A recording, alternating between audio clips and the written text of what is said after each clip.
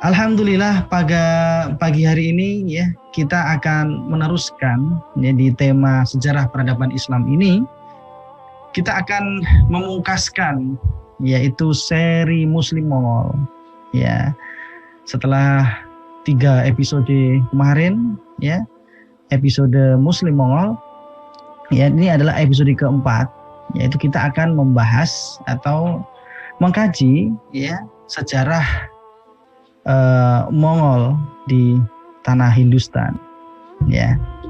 Yang kita ambil judul pada pagi hari ini yaitu ya seri Muslim Mongol dengan mengambil tema Kesultanan Mughal, yaitu penguasa Islam di tanah Hindustan.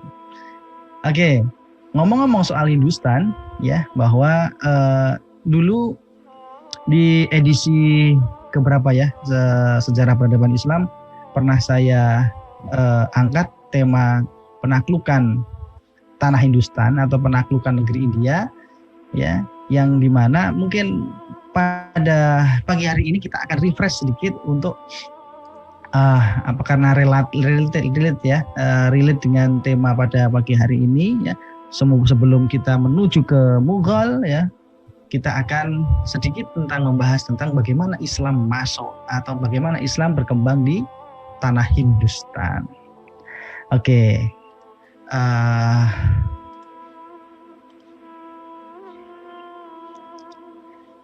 Ya. Nah, seri Muslim Mongol ya, tanah Hindustan. Oke. Ini adalah gambaran ya peta dari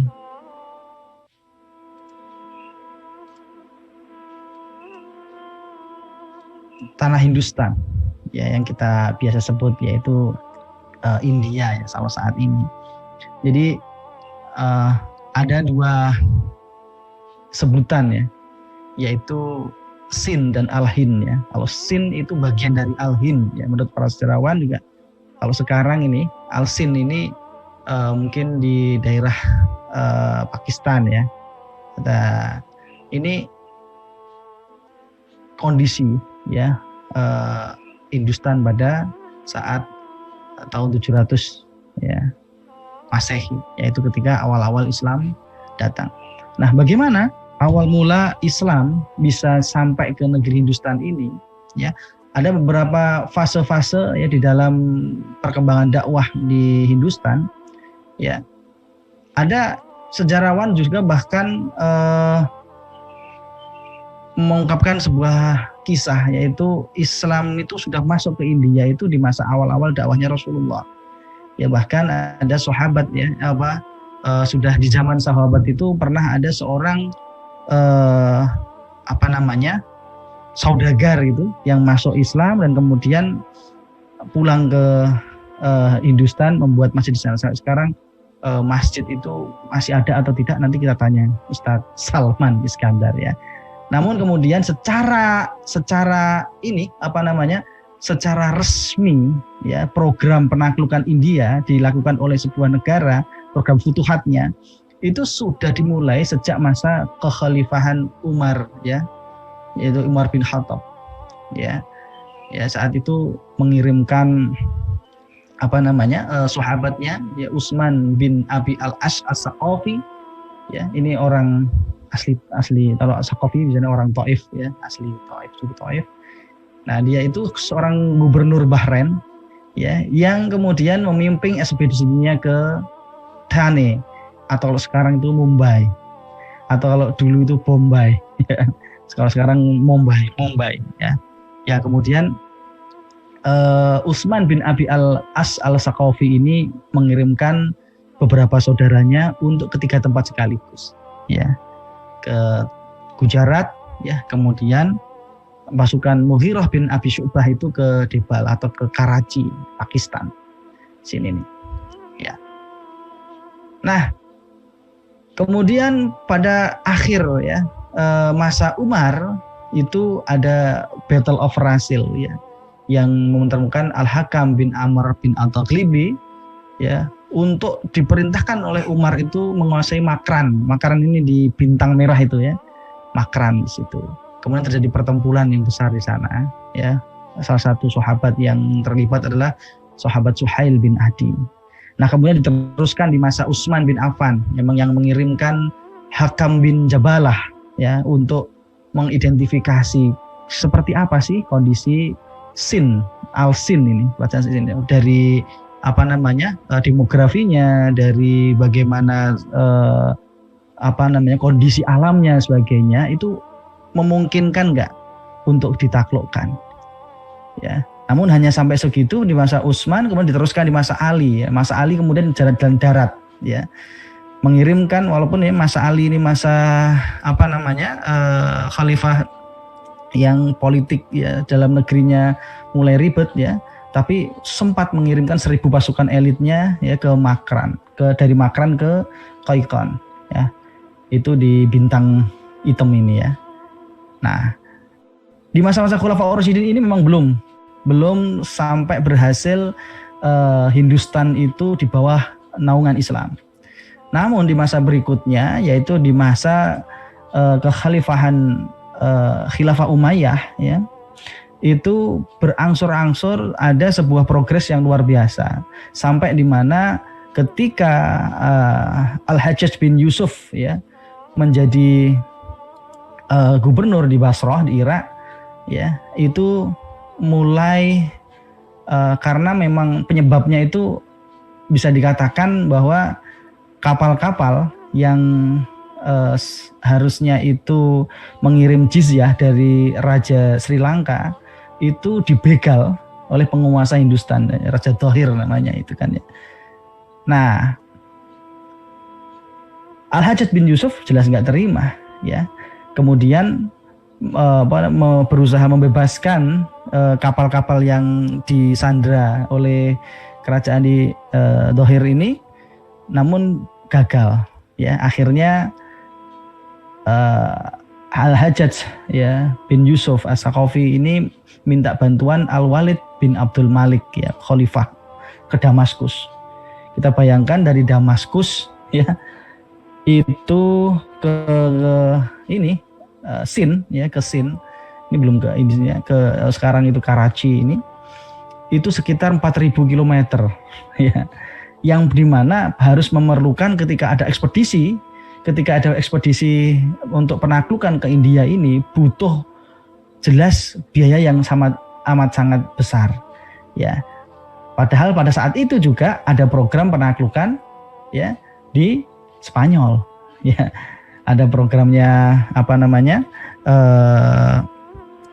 Musa bin Nusair ya. Itu lagi gencar-gencarnya juga lagi approval proposal untuk menaklukkan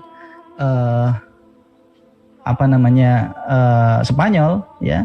Di sisi lain Yusuf As-Saqafi ini Al-Hajjaj bin Yusuf Al-Saqafi ini juga mengajukan pendanaan untuk menaklukkan India ya.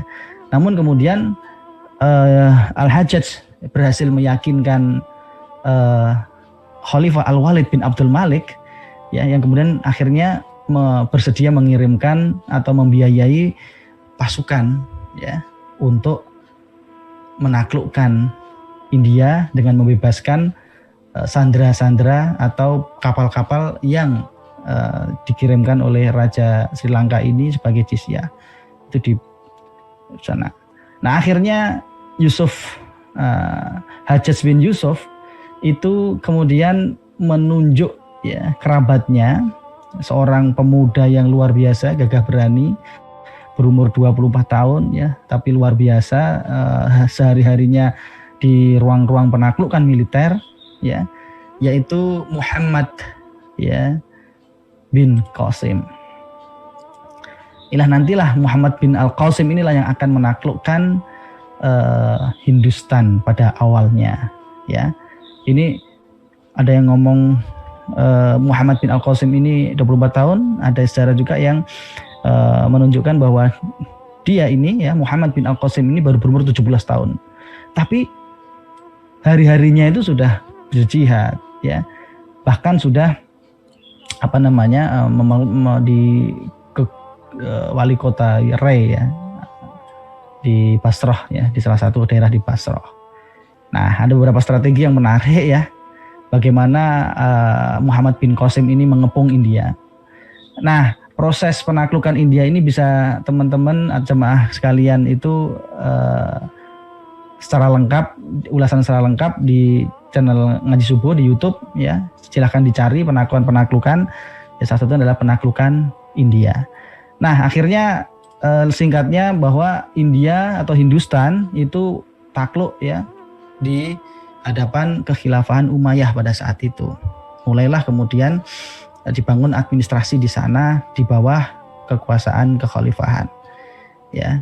Kemudian akhirnya sesuai waktu demi waktu angsur-angsur ya silih berganti kekuasaan di India ya, dari Umayyah kemudian Abbasiyah, kemudian ketika Abbasiyah sudah mulai lemah, kemudian di sana yang dipimpin oleh dinasti Ghaznawi atau Ghaznavi Muhammad al-Ghazni ya. Kemudian setelah Ghaznavi ini dipimpin oleh dinasti Al-Ghuri ya. Kemudian setelah itu berturut-turut bergantian atau di masa yang sama juga ada beberapa kesultanan-kesultanan di India ya.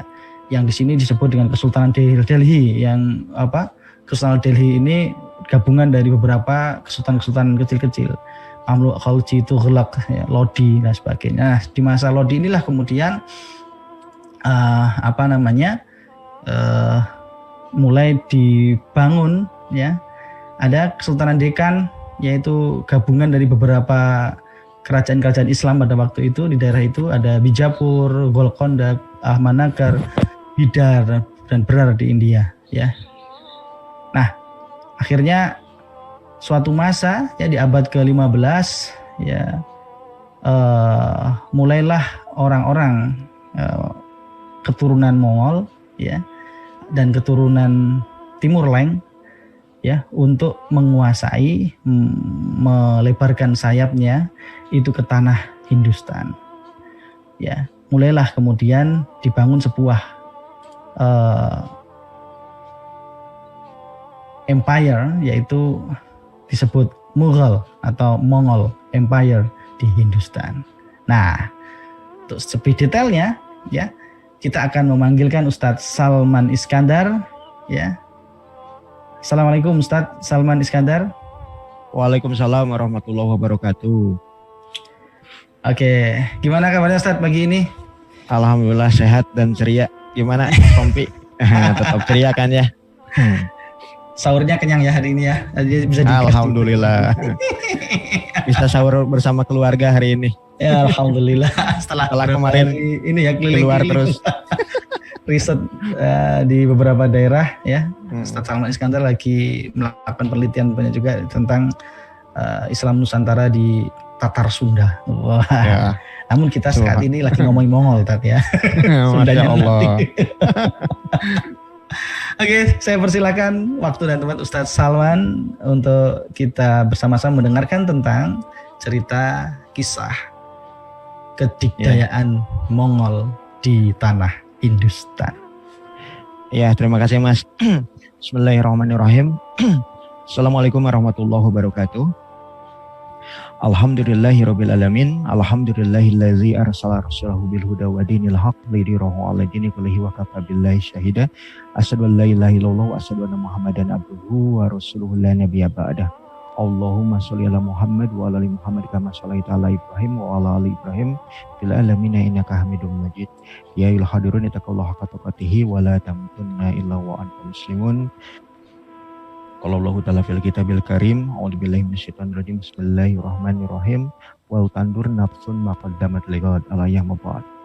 Alhamdulillahirabbil alamin. Segala puji hanyalah milik Allah yang telah mengutus Rasulnya Rasulullah Muhammad SAW dengan membawa Al-Quran dan Al-Islam untuk dimenangkan atas semua agama yang ada, walaupun orang musyrik, munafik dan kafir tidak akan pernah meridhoinya, dan hanya Allah sajalah yang menjadi saksi atas kemenangan Islam dan umatnya. Kemudian salawat dan salam semoga tetap tercurah limpahkan kepada Nabi Allah Rasulullah Muhammad SAW, kepada para keluarganya, kepada para sahabatnya, dan umumnya kepada kita semuanya kaum muslimin mukmin yang senantiasa menjadikan Islam sebagai pedoman kehidupan dan yang menjadikan Rasulullah sebagai uswah, sebagai qudwah, sebagai suri tauladan keadaan yang baik di dalam menjalani aktivitas keseharian kita. Alhamdulillah ya sahabat-sahabat dari ngaji subuh rahimakumullah, di kesempatan yang berbahagia ini kita kembali dipertemukan oleh Allah Subhanahu wa taala dalam keadaan sehat walafiat tak kurang suatu apapun di majelis yang insya Allah dimuliakannya, itu di majelis ilmu, karena kita sudah sangat paham thalabul ilmi faridatun ala kulli muslimin. Mas Wambi, tolong ditampilkan lagi slide PowerPoint-nya ya. Iya, jadi berbicara berkenaan dengan Kesultanan Mogulistan, atau juga seringkali diidentikan sebagai Mughal begitu ya, atau orang-orang barat menyebutnya sebagai Mughal Empire begitu ya, ataupun Kekaisaran Mughal begitu. Nah, penyebutan kata Mughal itu sendiri ya, atau Mughal begitu, atau juga Mogulistan, itu adalah penyebutan orang-orang Indo-Aryan, ataupun Indo-Aryan itu adalah orang-orang orang-orang Persia dan juga orang-orang yang ada di wilayah Hindia Utara atau wilayah provinsi Uttar Pradesh hari ini, di mana di situ ada wilayah ibu kota Mogul yang terdahulu yang kita kenal sebagai Agra gitu. Jadi berbicara berkenaan dengan Mughal, itu adalah penyebutan kosakata atau diksi Mongol oleh orang-orang Indo-Aryan ataupun oleh orang-orang Persia ataupun oleh orang-orang Hindia yang ada di wilayah utara. Jadi Mughal itu adalah Mongol artinya. Jadi berkenaan dengan Mughal Empire atau Kekaisaran Mughal, itu maknanya adalah kerajaan besar Maharaja Mongol yang berkuasa di wilayah Hindustan begitu. Tapi berbicara terkait dengan Mogulistan ataupun Mughal Empire ataupun kerajaan atau kesultanan Mughal gitu ya, wilayahnya itu demikian luas, bukan hanya berbicara terkait dengan tanah Hindustan saja, walaupun memang sebagian besar wilayah Asia Selatan yang kita kenal sebagai wilayah India itu merupakan wilayah kekuasaan orang-orang Mongol begitu, orang-orang Mughal tadi. Itu wilayahnya, kalau kita berbicara berkenaan dengan lihat gambar ini saja, peta ini saja, kita akan tahu bahwa bagaimana luasnya wilayah kekuasaan orang-orang Mongol Islam tadi begitu ya. Mereka ini adalah anak keturunan dari Amir Timur Leng yang pasca ya hancurnya kekuasaan dinasti Timuriyah yang ada di wilayah Samarkand digempur oleh dinasti yang baru, yaitu dinasti Shah Banu dari Persia, dan kemudian dijatuhkan oleh Akoyunlu ya, orang-orang Turki Uzbek begitu ya. Itu maka kemudian di antara anak keturunan dinasti Timuriyah itu kemudian mereka ya membangun kekuasaan baru yang kita kenal sebagai kekuasaan Mogulistan atau kekuasaan Mughal tadi. Ya, di bawah siapa? Di bawah kuasa Zahiruddin Muhammad yang juga lazim kita kenal sebagai Sultan Babur Khan begitu ya, anak keturunan dari dinasti Timuriyah. Dan kalau kita berbicara berkenaan dengan luasnya wilayah pemerintahan Mogul ya, dari mulai awal berdiri sampai kemudian hancurnya ataupun bubarnya tahun 1857 begitu. Berbicara berkenaan dengan kekuasaan Mogul itu dari wilayah baratnya itu sampai wilayah Persia ya, Afghanistan, kemudian juga wilayah Pakistan ya. Kemudian dari wilayah utaranya itu sampai berbatasan dengan wilayah yang kita kenal sebagai Uzbekistan, kemudian juga wilayah dataran tinggi Nepal, kemudian tertutupi dengan pegunungan Himalaya.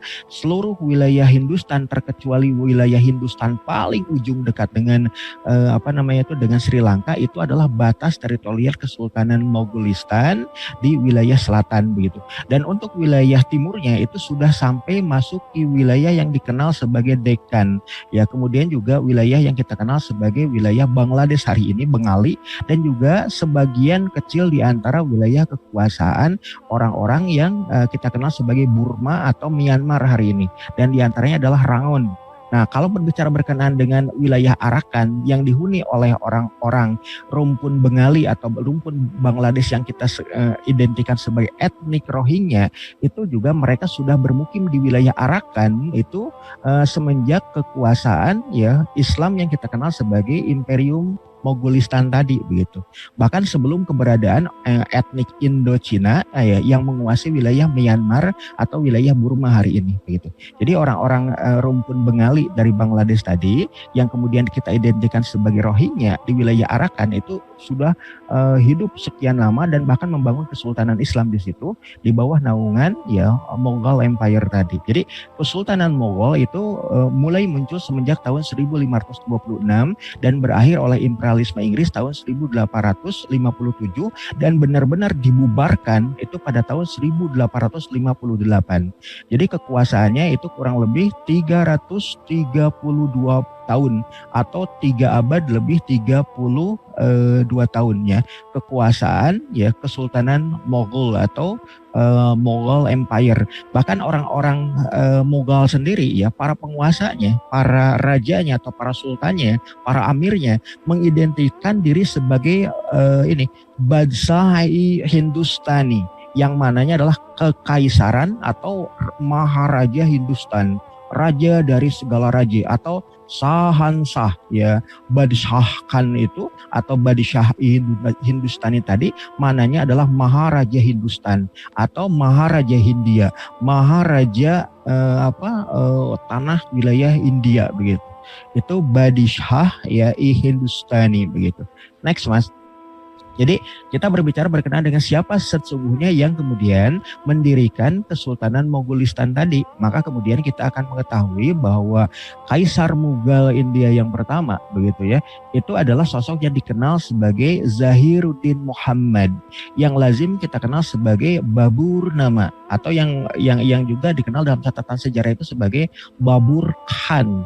Jadi pendiri Kesultanan Mogolistan itu namanya adalah sosok Babur yang kemudian beliau semenjak usia 12 tahunan itu sudah menjadi salah satu di antara gubernur wilayah Fergana begitu ya. Ketika dia masih menjabat seperti layaknya sosok Shahzade atau sosok pangeran begitu di bawah kuasa dari dinasti Timuriyah dulu begitu ya. Dan ketika kemudian dinasti Timuriyah itu ambruk begitu dikalahkan oleh para pesaing politiknya, maka kemudian ya sosok yang dikenal sebagai Zahiruddin Muhammad Babur tadi itu kemudian ya mendirikan ya kesultanan atas namanya ya atas nama kekuasaannya begitu ya dengan mengalahkan penguasa Kesultanan Delhi yang terakhir namanya adalah Ibrahim Lodi begitu. Nah maka setelah itu kemudian dalam perang ya Panipat tahun 1526 mulailah sosok Zahiruddin Muhammad Babur itu menjadi kaisar pertama ya orang-orang Mughal di India atau sultan pertama atau maharaja pertama ya dari kekuasaan orang-orang Mongol yang berkuasa di tanah Hindustan. Dan sejak itu kalau kita perhatikan lebih lanjut semenjak tanggal 20 April tahun 1526 Sultan Babur itu berkuasa penuh atas wilayah yang kita kenal sebagai wilayah Uttar Pradesh, di wilayah Agra, di wilayah Hindia Utara begitu.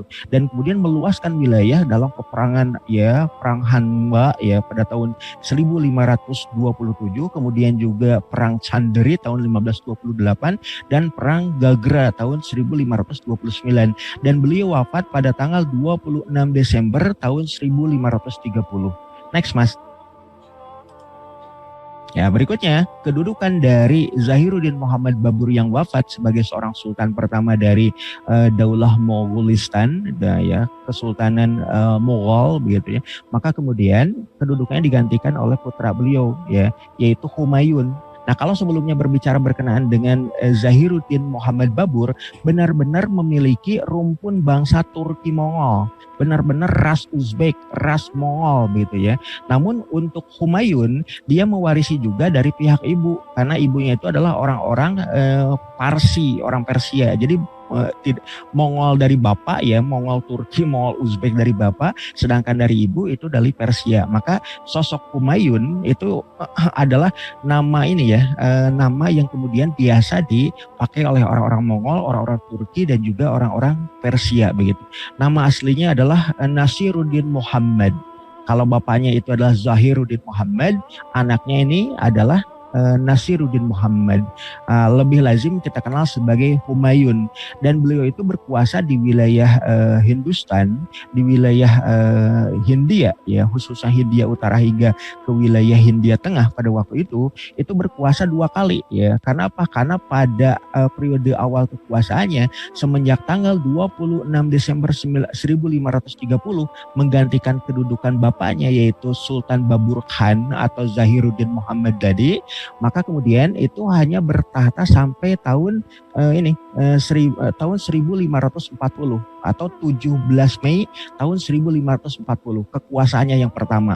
Karena apa? Karena ternyata kekuasaan Humayun itu kemudian berhasil dipatahkan atau digulingkan oleh salah satu di antara penguasa lokal dan juga yang bekerja sama dengan ya orang-orang Persia, yaitu yang kita kenal sebagai Sharseh begitu. Sharseh itu berhasil memukul mundur kekuatan orang-orang Mughal yang ada di wilayah Agra, yang ada di wilayah Hindia Utara, hingga sosok Sultan Humayun itu kemudian terusir hingga ke wilayah Kashmir dan kemudian membangun ya peradaban ibu kota baru ya Mongolistan itu di wilayah Lahore, di wilayah Pakistan hari ini. Nah, kenapa kekuasaan Sharseh itu kemudian mereka menguasai wilayah Hindustan dan kemudian mengusir orang-orang Mughal semenjak tahun 1540 dan kekuasaannya itu kurang lebih 15 tahun hingga tahun 1555. Setelah apa? Setelah kekuasaan Sharseh itu pun itu digempur balik oleh Nasiruddin Muhammad Humayun. Jadi Humayun kemudian ya menggempur kembali kedudukan Sharsher ya setelah berkuasa kurang lebih 15 tahun di wilayah Hindustan, dan Sharsher pada waktu itu berhasil digulingkan kembali oleh Sultan ya Nasiruddin Muhammad Humayun Khan begitu. Nah, maka dalam periode kekuasaannya yang kedua di wilayah Hindustan dan kemudian membangun kembali ya Daulah Monggolistannya itu semenjak tanggal 22 Februari tahun 1515 hingga tanggal 27 Januari tahun 1556, yang mananya hanya sekira ya 13 bulan beliau berkuasa kembali di wilayah kota Agra setelah apa? Mengalahkan kekuasaan Sharseh. Next, Mas. Jadi berikutnya kita tahu ya setelah Sultan Humayun Khan atau nama aslinya adalah Nasiruddin Muhammad Humayun itu wafat ya pada tanggal 27 Januari tahun 1556, maka kekuasaannya itu diwariskan kepada putranya, yaitu sosok yang dikenal sebagai Jalaluddin Muhammad Akbar, yang dalam sejarah dunia ya dan juga dalam sejarah Hindustan itu dikenal sebagai Akbar Azam begitu, yang maknanya adalah sosok yang berkuasa penuh dan memiliki kemegahan kejayaan sekaligus juga diposisikan sebagai penguasa Mughal yang paling ternama, yang paling berjaya, yang paling berhasil. Kalau kita berbicara berkenaan dengan kemegahan pemerintahan Turki Utsmani ada di masa kuasa Sultan Sulaiman Al-Qanuni, maka berbicara berkenaan dengan kekuasaan paling megah yang ada di wilayah Hindustan di bawah kekuasaan Mongolistan, maka sosok ya Jalaluddin Muhammad Akbar inilah yang kemudian diposisikan sebagai Maharaja Mongolistan ataupun ya sosok yang dikenal sebagai ya Badshahi Hindustan atau Kaisar Hindia begitu. Itu penguasa Mughal yang ketiga yang kita kenal sebagai ya Jalaluddin Muhammad Akbar, atau kalau nama panjangnya adalah Abul Fath Jalaluddin Muhammad Akbar, yang kita kenal sebagai Akbar-i-Azam, yang mananya adalah Akbar yang besar, Akbar yang megah, Akbar the Great begitu kalau dalam bahasa Inggrisnya itu. Jadi sosok inilah yang kemudian menjadi ya penguasa terbesar tanah Hindustan, penguasa Mughal Muslim yang paling megah yang berkuasa di wilayah Kesultanan Mongolistan. Karena apa? Karena dengan politik militer yang kemudian dicanangkan oleh Jalaluddin Muhammad Akbar tadi, luas wilayah kekuasaan Mongolistan itu sampai ke wilayah Hindia Tengah hingga juga sampai ke wilayah Hindustan bagian selatan begitu, sampai hampir memasuki wilayah ya kepulauan Sri Lanka atau Ceylon begitu. Itu wilayah kekuasaan dari Sultan Muhammad Jalaluddin Akbar atau Jalaluddin Muhammad Akbar. Dan juga salah satu yang kemudian dilakukan oleh Jalaluddin Muhammad Akbar itu dengan politik ya terkait dengan politik dakwahnya, yaitu politik diplomasinya. Dengan apa? Dengan menikahi ya penguasa Rajasthan yang kita kenal sebagai ya orang-orang Hindu Rajput. Di situ ada sosok yang dikenal sebagai Maharaja Barmal Singh yang dia memiliki seorang putri cantik yang namanya adalah Putri Jodabai. Maka dari situlah semenjak ya kekuasaan Mogolistan yang ketiga ya, kita tahu bahwa Jalaluddin Muhammad Akbar itu ada campuran dari Persia, kemudian juga Turki, Mongol, Uzbek, kemudian juga dari ya kekuasaan bapaknya yang kemudian memiliki darah campuran antara Turki, Mongol, Uzbek dan juga Persia. Maka setelah Jalaluddin Muhammad Akbar tadi menikahi Putri Jodabai, maka keturunan berikutnya yang kita kenal sebagai Sultan Selim atau yang kita kenal juga sebagai ya Jahangir gitu ya, itu kemudian mewarisi ya darah dari pihak ibunya juga yang notabene itu merupakan seorang putri Hindia. Maka sejak itulah kemudian kalau kita perhatikan lebih lanjut, orang-orang Hindia baru mengakui ya keberadaan kekuasaan Mughal sebagai bagian tak terpisahkan dari sejarahnya orang-orang India. Karena apa? Karena semenjak Jalaluddin Muhammad Akbar menikahi Putri Rajput, putri orang-orang Rajasthan Hindia yang beragama Hindu ya, anak dari Maharaj Barmal Singh yang namanya Jodabai, maka semenjak itulah kemudian orang-orang India baru berkenan untuk memuliakan orang-orang Mughal begitu ya, orang-orang Mongol Muslim yang ada di wilayah Agra, Uttar Pradesh, Hindia Utara. Nah, pada masa kekuasaan Jalaluddin Muhammad Akbar itu beliau berkuasa semenjak tanggal 11 Februari tahun 1556 hingga kemudian berakhir pada tanggal 27 Oktober tahun 1605.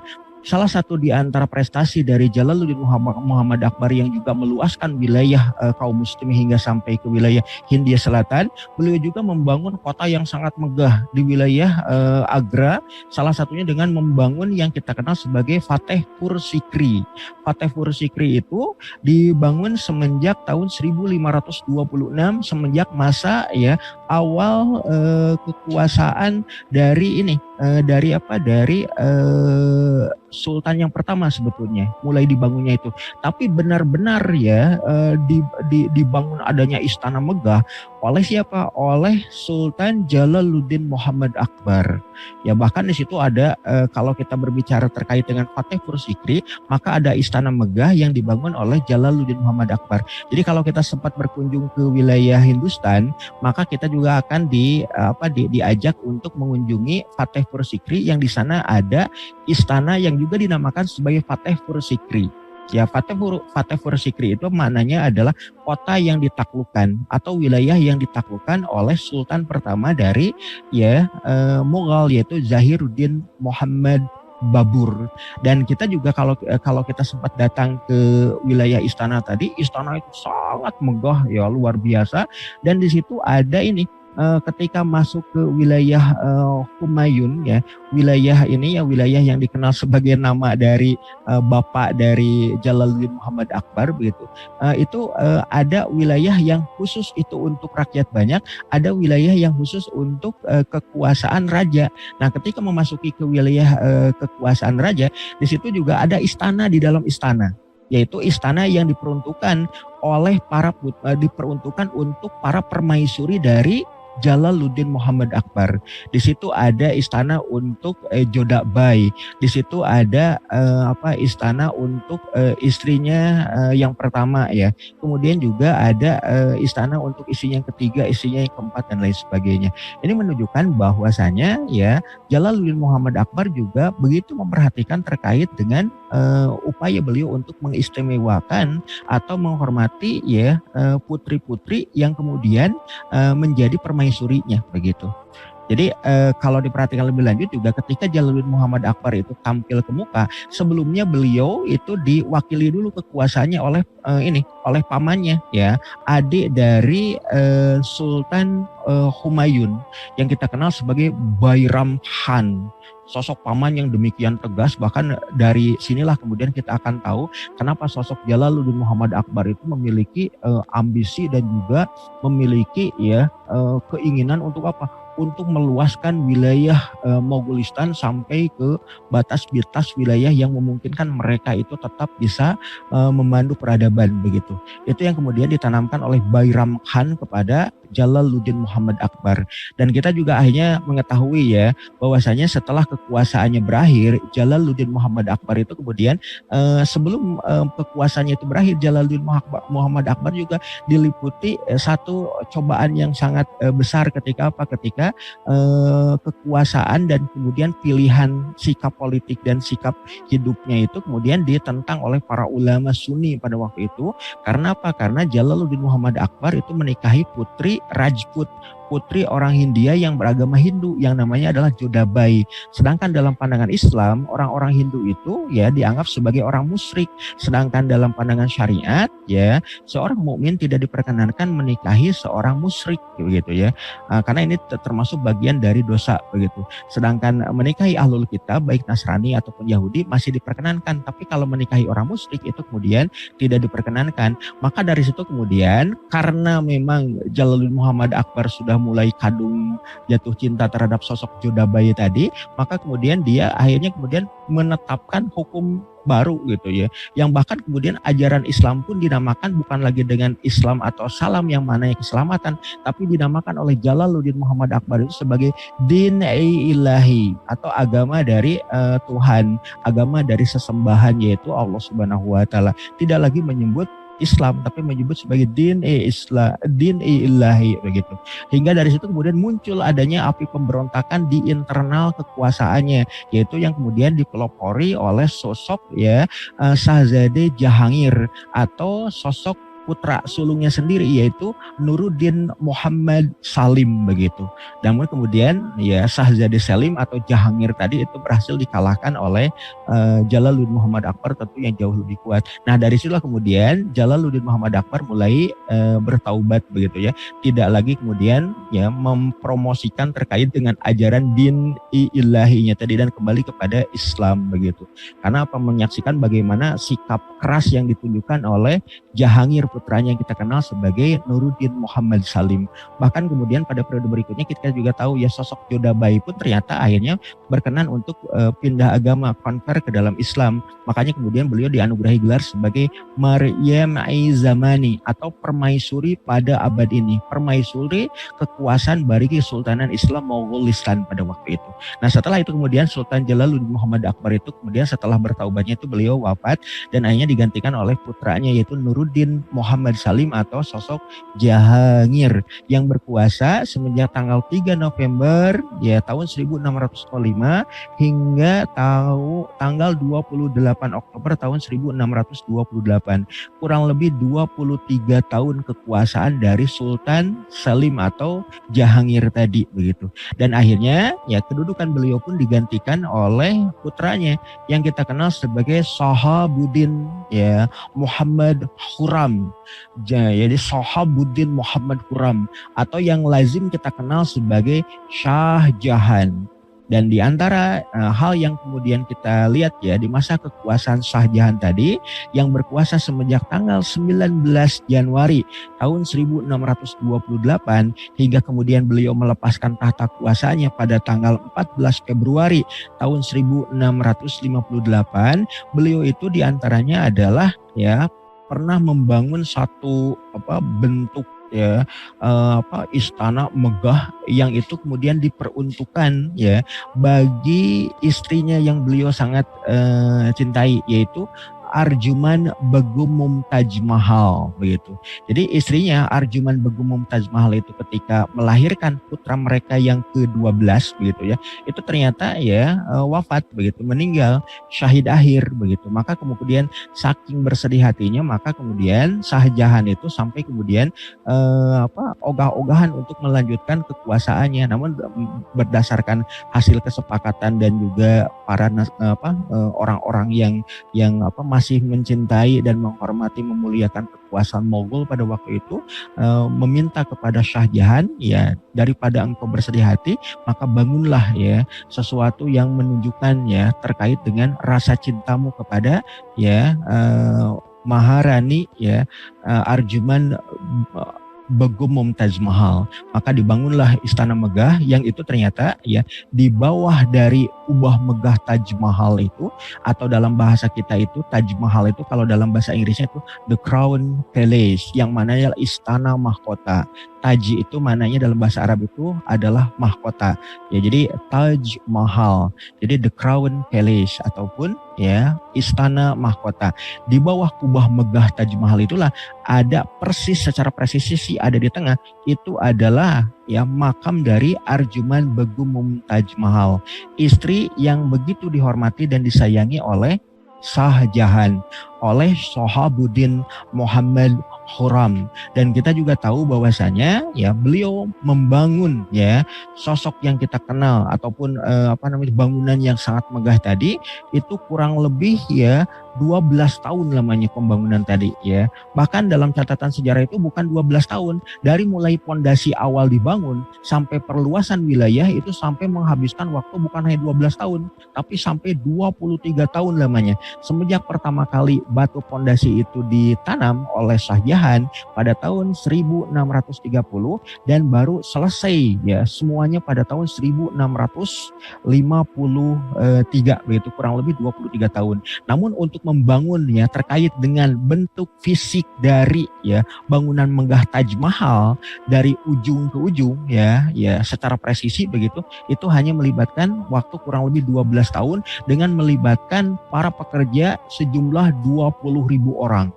Ya, dan itu ya kita tahu ya batuan yang dipakai dari dasar hingga ke menara itu adalah marmer putih yang didatangkan diantaranya dari Selat Marmora, penghasil marmer terbaik yang ada di dunia. Makanya kemudian dikatakan sebagai Selat ya Marmora karena penuh dengan marmer di bawah ya perairan laut yang memisahkan antara wilayah ya Rumelia dengan wilayah Anatolia, wilayah Turki dengan wilayah Yunani. Itu adalah Laut Marmora. Itu tempat di mana marmer terbaik itu didapat gitu. Nah, di antaranya kalau kita tahu ya bahwasanya di wilayah Turki Utsmani di Istanbul ada Masjid Biru. Itu adalah masjid yang dibangun dari marmer terpilih yang dibangun oleh Sedepar Mehmed Pasha pada waktu itu, seorang arsitek pada masa Sultan Ahmed, untuk menghadirkan masjid raya bagi Sultan Ahmed itu dengan memilih marmer yang berwarna biru. Sedangkan marmer yang berwarna putih itu diperoleh oleh atas perintah Shah Jahan demi untuk menghormati memuliakan istri kesayangannya Arjuman Begum Mumtaz Mahal begitu. Nah, dalam konteks ini kemudian perluasan wilayah yang dibangun sebagai Taj Mahal tadi itu sampai ada rencana dari Shah Jahan pun untuk membangun kembaran dari Taj Mahal yang ada di seberang Sungai Yamuna, karena yang di seberang dari Taj Mahal itu ada ini sungai yang dikenal sebagai sungai yang dimuliakan, disucikan oleh orang-orang Hindu, yaitu Sungai Yamuna. Nah, persis di seberangnya seperti layaknya bayang-bayang Taj Mahal dibangun pula ya direncanakan akan dibangun bangunan megah pula yang sama persis dengan Taj Mahal ya, tapi itu nuansanya gelap begitu, karena segelap ya perasaan dan segelap ya hati dari Shah Jahan ya atau kemudian Shahabuddin Muhammad Khurram tadi yang kemudian bersedih hati ya. Hatinya itu kemudian gelap setelah ditinggal wafat oleh istrinya Arjuman Begum Mumtaz Mahal. Maka dia berencana untuk membangun kembaran Taj Mahal yang berwarna kelabu atau berwarna hitam begitu. Direncanakan seperti itu, namun kemudian keburu wafat ya. Dan 2 tahun masa terakhir kekuasaannya itu ya sosok Shahabuddin Muhammad Khurram atau Shah Jahan tadi akhirnya diminta untuk mengundurkan diri oleh putranya yang kita kenal sebagai Muhyiddin Muhammad. Muhyiddin Muhammad itu adalah sosok yang dikenal sebagai sosok Aurangzeb, atau juga orang Hindia menyebutnya sebagai Alamgir. Aurangzeb ini adalah sultan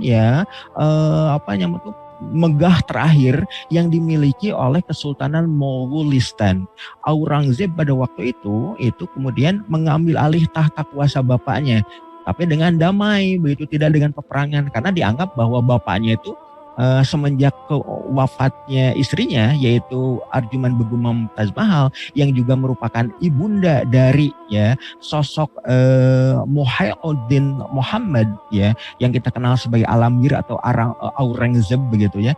Itu karena ya sudah tidak memiliki semangat untuk menjalani kehidupan, sudah tidak lagi fokus untuk menjalankan roda kekuasaan pemerintahan, maka kekuasaannya itu kemudian diambil alih oleh Aurangzeb, putra langsung dari Shah Jahan. Dan sosok Shah Jahan itu kemudian ditempatkan di salah satu istana yang ada di wilayah Istana Agra atau yang kita kenal sebagai sekarang itu adalah Agra Fort ya, atau istana benteng yang ada di wilayah Agra. Kemudian juga sosok yang kemudian dikenal sebagai Shah Jahan tadi pun dikenakan ya dalam tanda petik tahanan istana, tidak diperkenankan untuk keluar istana di wilayah Agra Fort tadi. Jadi di benteng kota Agra juga itu kemudian ditempatkanlah istana kecil yang ada di bagian belakang dari Agra Fort tadi yang langsung menghadap Taj Mahal. Karena apa? Karena sosok Shah Jahan selalu kemudian memandang takjub ya, penuh kekaguman sekaligus juga berurai air mata karena mengingat ya kehidupan ya harmonisnya dengan istrinya Arjuman Begum Mumtaz Mahal. Dan ketika sosok Shah Jahan itu wafat pada tahun 1658, maka beliau itu kemudian atas prakarsa dari Aurangzeb yang menjadi raja penguasa Mughal pada waktu itu, penerus kekuasaan Shah Jahan, maka beliau pun dikuburkan ya persis di samping kanan dari ya istrinya yaitu Arjuman Begum Mumtaz Mahal. Jadi kalau kita berbicara berkenaan dengan bangunan fisik Taj Mahal atau The Crown Palace tadi, persis di bawah kubah dari Taj Mahal tadi ada dua kuburan ya. Yang ada di tengah itu adalah Arjuman Begum Mumtaz Mahal, di samping kanannya ya kalau kita diperhatikan itu adalah ya makam dari ya Shahabuddin Muhammad Khurram atau kita kenal sebagai Shah Jahan. Jadi kalau berbicara berkenaan dengan Taj Mahal yang dari berbagai sudut pandang perspektif itu adalah presisi begitu, hanya ada satu ya benda, satu tempat yang tidak presisi, yaitu makam dari sosok yang dikenal sebagai Shah Jahan yang ada di samping kanan dari makam ya Arjuman Begum Mumtaz Mahal. Jadi dalam konteks ini kemudian kalau diperhatikan lebih lanjut ya karena awalnya rencananya Shah Jahan itu tidak akan dikebumikan di samping dari Arjuman Begum Mumtaz Mahal, tapi akan membangun ya istana baru yang ada di seberang Taj Mahal, yang di bawah kubahnya tadi ya akan ditempatkan jasa dari Shah Jahan, dan itu juga dikenal sebagai Taj Mahal yang bernuansa gelap begitu. Namun itu tidak jadi karena apa? Karena beliau keburu wafat dan akhirnya kemudian dikebumikan atas prakarsa putranya Aurangzeb untuk ditempatkan di samping makam ibunya yaitu Arjuman Begum Mumtaz Mahal, di samping makam istri dari Shah Jahan. Shah Jahan ditempatkan ya setelah wafatnya itu di samping makam dari Arjuman Begum Mumtaz Mahal. Jadi satu-satunya tempat ya yang tidak presisi ya. Karena apa? Itu agak menyamping ya ke sebelah kanan mengarah kepada Baitullah Ka'bah di kota Makkah Al-Mukarramah begitu ya. Lebih awal dari makam dari istrinya begitu. Itu ditempatkan oleh Aurangzeb. Nah, semenjak masa Muhyiddin Muhammad yang berkuasa tanggal 31 Juli tahun 1658 hingga tanggal 3 Maret tahun 1707, para penguasa berikutnya dari Kesultanan Mogolistan, Kesultanan Turki Mongol Muslim yang ada di wilayah Hindustan itu mulai melemah. Ya, tidak ada lagi para penguasa muslim yang memiliki kekuatan megah seperti para pendahulunya.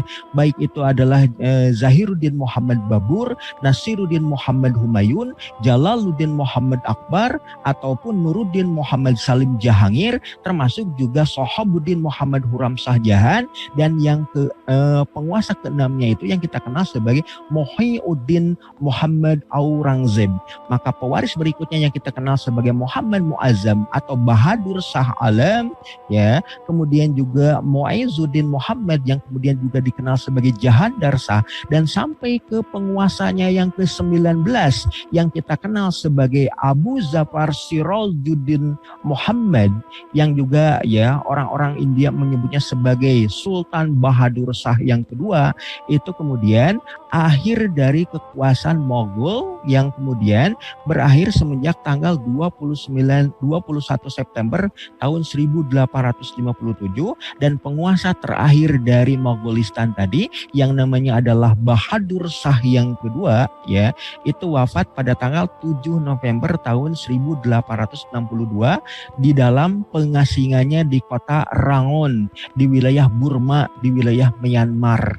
Itu adalah penguasa terakhir dari kekuasaan Mogolistan di masa keruntuhannya. Kenapa? Semenjak ya Aurangzeb yang menggantikan kedudukan bapaknya Shah Jahan sebagai penguasa ke-6 dari kekuasaan Mogolistan, para pewaris kekuasaannya mulai kemudian lebih senang dengan kehidupan gemerlapnya dunia. Kenapa? Menikmati kemegahan yang kemudian didapat oleh para pendahulu ya Mogolistan. Mereka kemudian mulai ya meninggalkan bagaimana mengelola tata kelola pemerintahan kekuasaan dan diserahkan kepada para sadrul azamnya, kepada para perdana menterinya, dan di antara para perdana menteri juga ada yang kemudian mulai berkhianat. Bahkan pada generasi menjelang akhirnya pun mereka juga bekerja sama dengan kongsi dagangnya orang-orang Inggris yang kita kenal sebagai EIC ya, East Indian Company, yang dibangun ya semenjak tanggal 31 Desember tahun 1600-an begitu.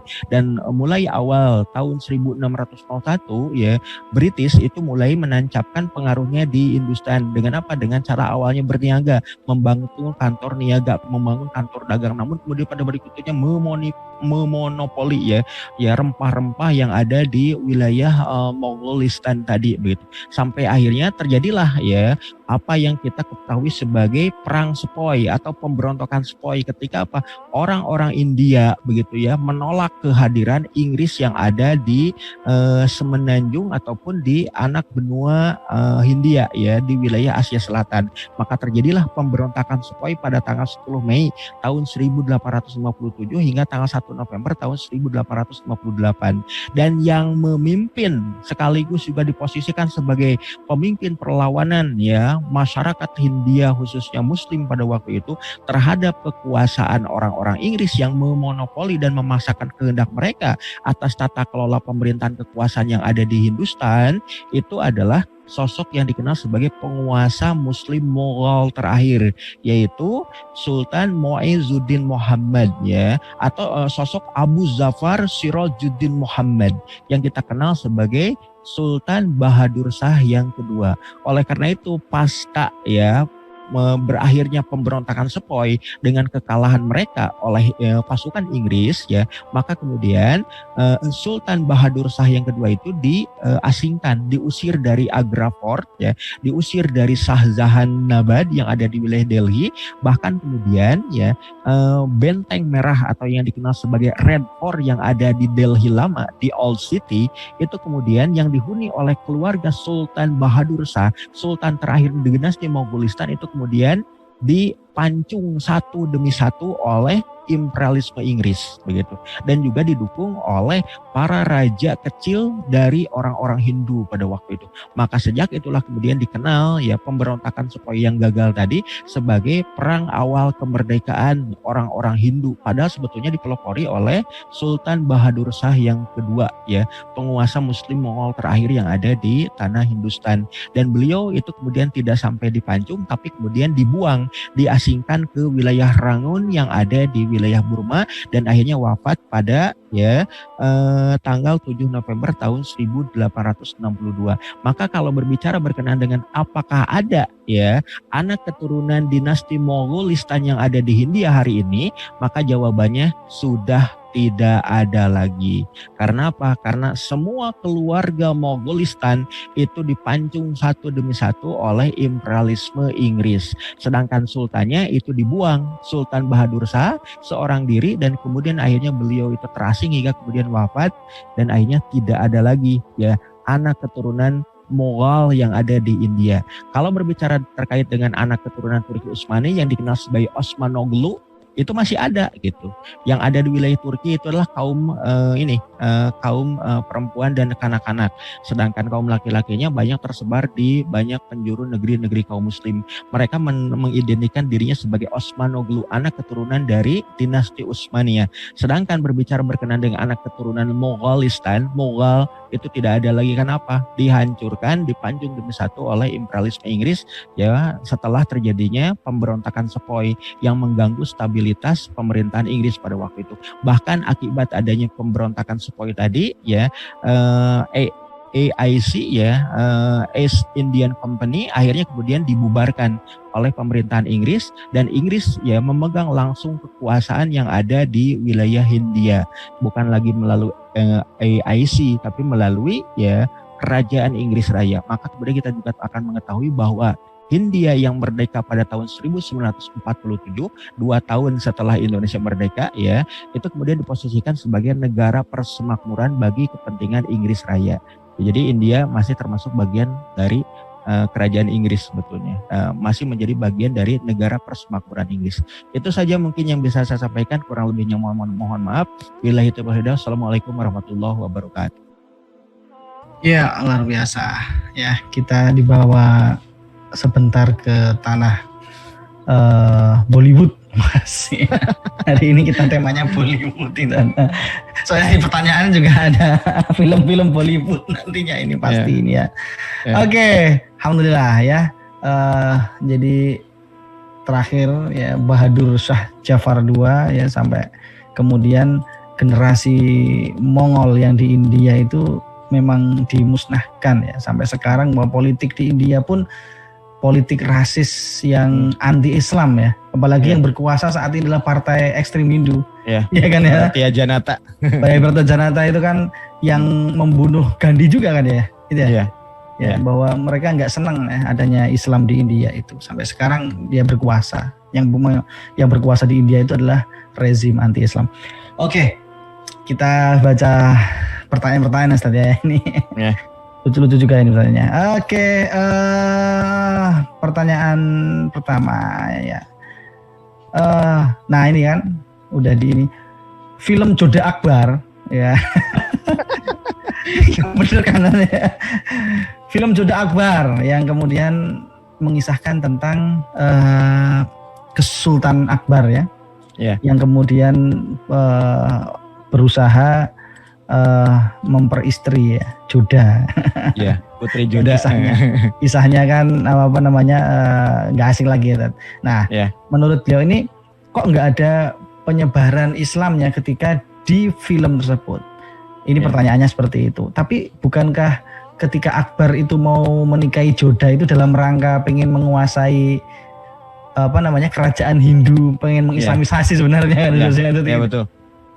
Walaupun pada saat itu ulama-ulama ini ya wah ini kok ada apa namanya sultan kok menikahi orang musyrik ya. Padahal itu kok pada masa itu terjadi ini juga apa namanya riak-riak ya, penolakan. Nah ini gimana Ustaz tentang Joda dan Akbar nih? Berkenaan dengan film Joda Akbar gitu ya, orang-orang sineas Bollywood yang ada di India itu ketika memproduksi filmnya itu beberapa kali, bukan hanya sekali begitu. Termasuk juga sinetronnya yang kemudian populer di salah satu televisi swasta nasional ya. Judulnya Joda Akbar. Keumuman para sineas India itu yang memproduksi film Joda Akbar itu selalu keumuman di antara mereka itulah orang-orang Hindu. Makanya kemudian misi Hinduismnya dan Hinduisasinya juga mengemuka. Contohnya yang paling mengemuka itu dari ininya juga, dari judulnya Joda Akbar. Bayangkan oleh kita, berarti yang Akbarnya itu si Joda, bukan Jalaluddin Muhammadnya. Jadi harusnya kalau mau fair, harusnya Jalal Joda atau Joda Jalal.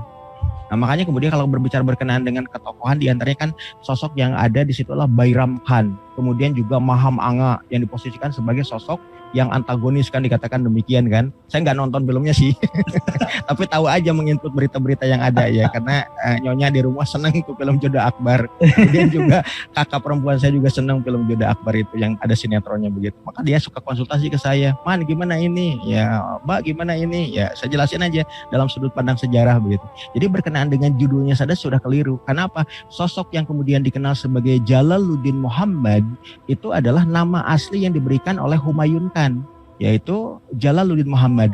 Kemudian nama Akbar di belakangnya itu karena apa? Gelar yang melekat kepada sosok Jalaluddin Muhammad yang mampu meluaskan wilayah dari Mogolistan sampai ke wilayah Hindia Selatan. Dan salah satu wilayah kerajaan Hindu Rajput yang ada di wilayah Rajasthan itu belum mau tunduk, namun kemudian ditundukkan dengan politik diplomasi dakwah. Maka salah satu diantaranya dengan pernikahan yang sifatnya politik. Bagaimana kemudian Putri Jodabai dilamar oleh Jalaluddin Muhammad untuk apa? Untuk diposisikan sebagai permaisuri begitu. Ya dari Jodabai itu kemudian lahir sosok yang dikenal sebagai ya Selim ya, atau Jahangir tadi ya. Maka dialah yang kemudian menjadi pewaris tahta dari kekuasaan Mughal. Maka semenjak masa kekuasaan Jalaluddin Muhammad Akbar dan Jahangir atau Selim itulah yang kemudian orang-orang India baru mau berkenan ya menghormati kedudukan Kesultanan Mughal. Karena apa? Ada putri India Rajput orang Hindu yang namanya Jodabai binti Barmal Singh begitu ya, yang menjadi permaisuri dari Kesultanan kekuasaan Mogolistan begitu. Jadi berbicara berkenaan dengan judulnya saja sudah kemudian bermasalah gitu. Harusnya Joda Jalal atau Jalal Joda. Kalau kemudian Joda Akbar berarti yang besarnya itu, yang megahnya tadi adalah si Joda gitu. Apalagi kalau berbicara berkenaan dengan konten filmnya, itu banyak menampilkan bagaimana sosok Putri Joda yang sedemikian bijak, sedemikian lembut, sedemikian mempengaruhi berbagai kebijakan politik dan kebijakan militer dari Jalaluddin Muhammad Akbar begitu. Ini berbicara berkenaan dengan itu tadi gitu ya. Nah, kalau kemudian dikaitkan dengan persoalan di tengah-tengah masyarakat kaum muslim yang ada di wilayah Agra, Uttar Pradesh, Hindia Utara, pusat kekuasaan dari Jalaluddin Muhammad Akbar ketika menikahi ya putri ya Rajput ya Rajasthan ya, putri dari Maharaj Barmal Singh yang beragama musyrik ya Hindu ya, karena mengakui Trimurti ya, ada 3 Tuhan. itu kalau diperhatikan lebih lanjut itu pertentangan demikian kuat gitu. Ini menunjukkan bahwa Kesultanan Mogolistan juga memiliki para alim ulama yang teguh memegang syariat. Itu ditentang begitu hingga akhirnya kemudian saking kemudian banyaknya penentangan yang ada, maka ya seperti yang saya sebutkan di awal tadi, maka kemudian Jalaluddin Muhammad Akbar mulai tidak lagi menamakan ajaran itu sebagai ajaran Islam, tapi adalah ajaran din-i ilahi. Maka kemudian dari situ kemudian muncul sosok Jahangir atau Selim tadi ya, yang kemudian menentang keputusan dari bapaknya. Kenapa kemudian ajaran Islam posisikan sebagai din-i ilahi begitu? Hanya karena ingin mewadahi ya aspirasi mayoritas masyarakat yang ada di tanah Hindustan di India yang mayoritas Hindu, agar kemudian bisa direngkuh oleh ya kekuasaan Mogolistan begitu. Yang akhirnya terjadi perang antara Jahangir atau Selim tadi dengan bapaknya ya, yang kita kenal sebagai Jalaluddin Muhammad Akbar. Jadi ada titik penyelewengan di situ yang kita perhatikan lebih lanjut. Ya. Pasti film yang terkait sama ini pemerintahan itu pasti ada misi politiknya. Ya. Terutama termasuk juga ini Mas. Itu, termasuk juga ini Mas. Jangankan oleh kaum muslim yang kemudian memerhatikan terkait dengan konsep syariat ya di dalam ajaran kehidupan. Nah, di antara orang-orang Hindu juga yang ada di wilayah India ya, terutama oleh orang-orang yang kemudian Hindu radikal, fundamentalis seperti Partai Bharatiya Janata, mereka juga itulah para pihak yang menentang dan memboikot ya ini film Joda Akbar tadi. Karena apa? Karena dianggap bahwa itu adalah mengagungkan terkait dengan keberadaan Mughal, yang bahkan dianggap bahwa Mughal itu juga sebagai negara teror katanya. Negara penjajah. Negara penjajah. Karena itu bukan orang India katanya, tapi itu adalah orang orang Mughal, orang Mongol dulunya dari Uzbekistan begitu, dari Samarkand begitu, dan mereka parahnya adalah Muslim, itu musuh kita gitu. Itu sampai begitu Mas. Jadi yang menentang itu bukan hanya komunitas Muslim, tapi juga orang-orang Hindu radikal yang tidak suka partai ekstrim begitu, yang sangat yang sangat rasis begitu. Mendirikan negara Hindu di India ya. pengen agama Hindu sebagai agama tunggal kan seperti itu. Kalau ini tadi ya di Pradesh itu kan ini ya tempatnya tadi Jahangir tadi Akbar ya menikahi sama Joda itu. Sampai sekarang juga masih ada sebuah tempat yang masyhur di kalangan muhadis ya, Deoban. Deoban itu kan di daerah sana ya tadi ya. Jadi mungkin saya pernah ini dengan Ustadz Yuwana. Kalau misalnya mau ngetrip ke luar negeri, pengennya kemana aja? Kalau beliau ini kan yang dipilih tempat-tempat hadis ya, Mauritania, kemudian ke Yaman, sama ke Deoban. Ya Deoban sebuah kota yang memang banyak sekali muhadis-muhadis di sana. Deoban di Pradesh ini. Oke, kita lanjutkan pertanyaan berikutnya ya. Nah ini ya ada beberapa yang memang ketika kita sebut India itu kan sangat jauh dari pusat kekuasaan kekhalifahan pada waktu itu ya. Ini Sultan Jalaluddin Akbar ini kedudukannya saat itu sebagai khalifah atau sebagai gubernur. Jadi orang yang memikirkan idealis itu ketika melihat ada sebuah sejarah manusia itu kan pengennya ideal ya. Tapi kan ketika kita melihat sejarah ya sejarah manusia, sejarah orang yang penuh ada nafsu dosa dan sebagainya. Ini gimana memandang seperti ini? Berkenaan dengan keberadaan dinasti Mongolistan yang ada di wilayah Hindia ya. Kalau berbicara terkait dengan idealita persatuan dunia Islam atau Ittihad Islami begitu, persatuan Islam yang mendunia begitu. Ini maka kalau kita perhatikan lebih lanjut, para penguasa dari Kesultanan Mongolistan itu ada di antara mereka yang kemudian akhirnya menjadi bagian tak terpisahkan dari Kesultanan Kekhalifahan Islam Turki Utsmani. Ketika apa? Ketika masa kekuasaan ya Sulaiman Al-Qanuni Sulaiman Al-Qanuni itu pernah berkuasa mengirimkan ini sana ya. Iya, jadi Sultan Sulaiman Al-Qanuni itu bahkan bukan hanya dihormati dan dimuliakan oleh orang-orang Hindia, tapi karena kekuasaannya yang sangat megah, sangat luas, maka ya rasa sungkan segan untuk menolak begitu ya, seruan untuk taat begitu ya, dengan adanya baiat taat begitu, maka para penguasa Mongol pun pada waktu itu menyatakan ketaatannya kepada Khalifah Turki Utsmani pada masa Sultan Sulaiman Al-Qanuni. Walaupun begitu ya tidak ada ya terkait dengan semacam upeti tahunan yang kemudian biasa diberikan oleh para penguasa wilayah kepada sultan atau khalifah kaum muslim yang terpusat di Istanbul pada waktu itu. Sekalipun demikian, para penguasa Mongolistan itu ya walaupun mereka tidak mengirimkan upeti tahunan, mereka kerap ya memberikan banyak penghargaan kepada khalifah dengan banyak memberikan hadiah. Tapi bukan berarti upeti tahunan, sebagai bukti penghormatan ya, bukan bukti ketundukan ya, tapi bukti penghormatan kepada khalifah yang tunggal untuk seluruh dunia. Makanya kemudian kalau kita perhatikan lebih lanjut ya, para penguasa Mongolistan sekalipun wilayahnya juga luas ya, dari mulai Persia hingga wilayah Bangladesh ataupun bahkan sampai ke wilayah perbatasan Myanmar, Burma, itu mereka orang-orang Mongolistan tidak pernah sekalipun mengklaim kuasa kekhalifahan Islam. Kalaupun mereka memproklamirkan ya bahwasanya mereka itu adalah Badshah Hindustani yang mana adalah kaisar Hindia begitu ya, itu hanya sebatas layaknya kekuasaan wilayah gitu ya.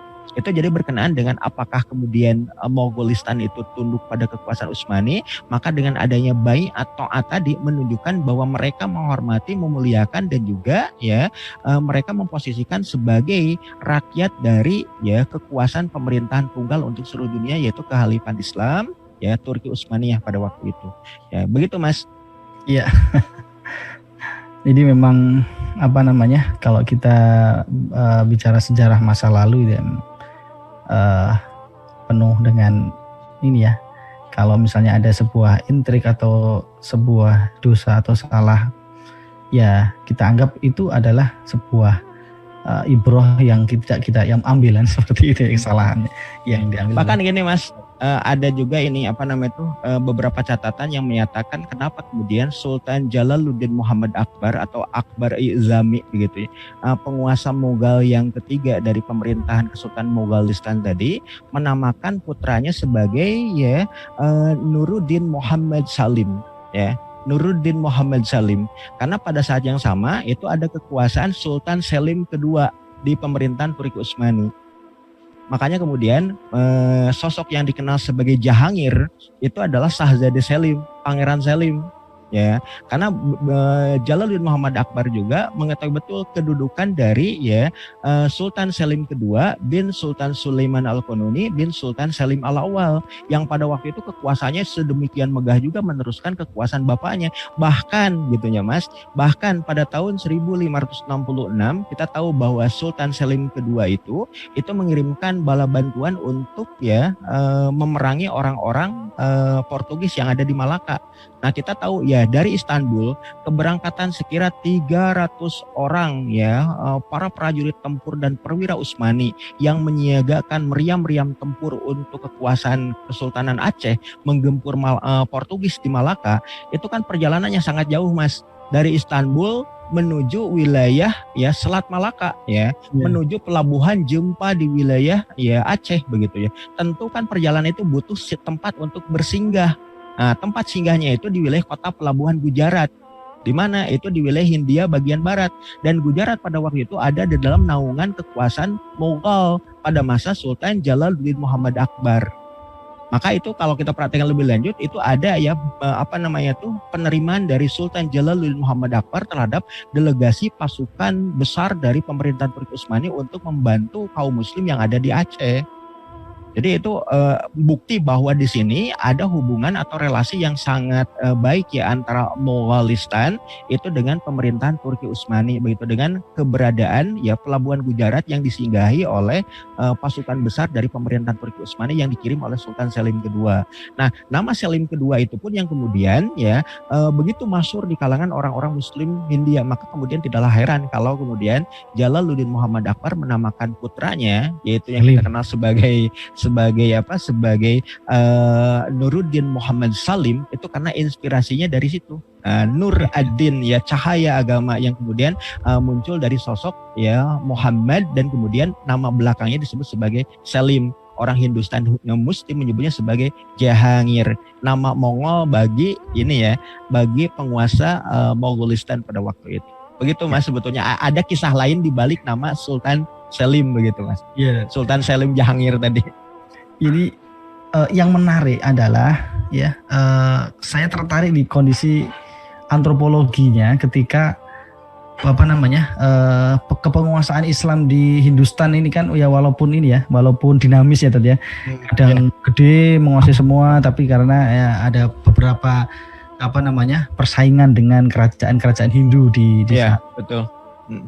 Lakukan sangat legendaris itu pertempuran Panipat 1, Panipat 2, Panipat 3, Panipat 4 itu kan terus sekali ya kalau mengikuti pengaruh antara Islam dan Hindu di India. Nah, pertanyaan saya ketika Mughal ini berkuasa cukup lama kenapa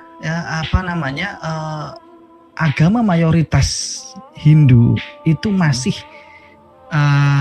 menguasai kenapa kok Islam itu tidak seperti kondisinya di Persia atau di Mesir yang dimana ketika menguasai memerintah di sana kemudian mempengaruhi dari segi-segi antropologi, mempengaruhi masyarakatnya sampai berubah menjadi kulturnya itu berubah. Tapi di India ini kenapa kok tidak berubah? Ada analisis yang yang pertama Mas, berkenaan dengan fakta di mana kekuasaan kaum muslim tapi kemudian rakyatnya masih mayoritas non muslim.